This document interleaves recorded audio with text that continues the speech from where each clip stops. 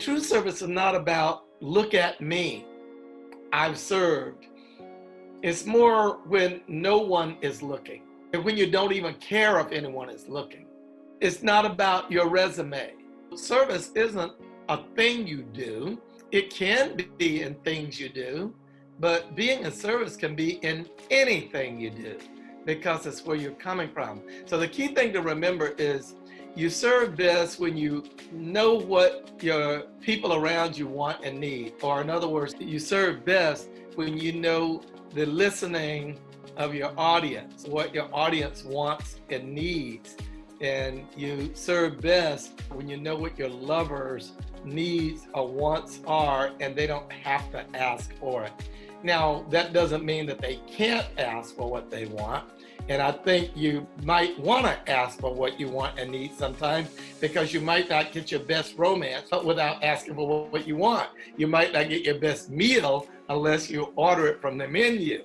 So it's all right to ask for what you want, but being in this service position and giving from service, they don't necessarily have to ask. And even if they do ask, you get to extend yourself with that special touch and going the extra mile and giving more than what was asked for, and giving it because you can, because you just love it.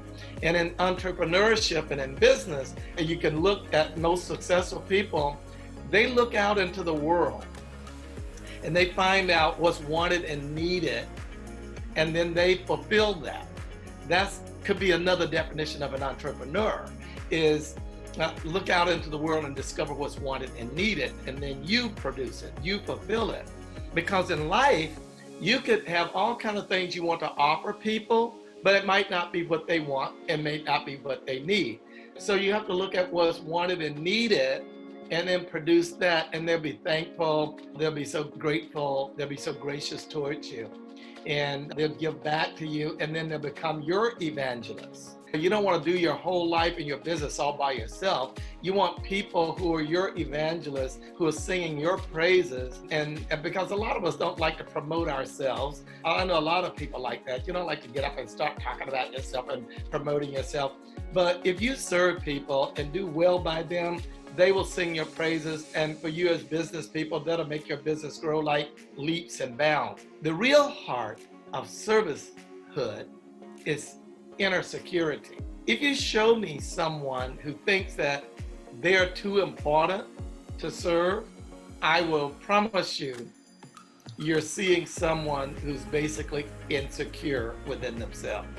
Because people who serve tend to be secure within themselves. How we treat other people is really a reflection of how we think about ourselves and where we're coming from about ourselves. So if we're secure within ourselves, we'll provide security for people that serve people. There's a poet, philosopher named Eric Hoffer. I think he captured the thought about how we mirror ourselves outwardly. And when he talked about the remarkable thing, he says, is that we really love our neighbor as ourselves. We do unto others as we do unto ourselves. We hate others when we hate ourselves. We tolerate other people when we tolerate ourselves.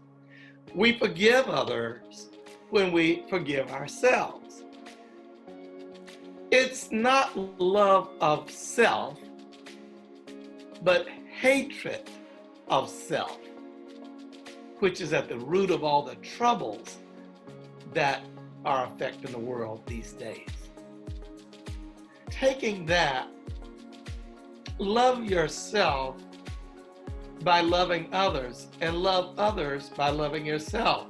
And when you're in discontent with yourself, you will be dissonant and irascible towards other people.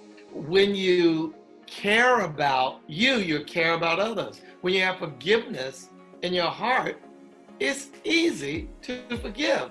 True forgiveness is empowerment. And you can only empower people when you're secure in yourself as a leader, because you're giving power to others. You're not afraid of people taking your power.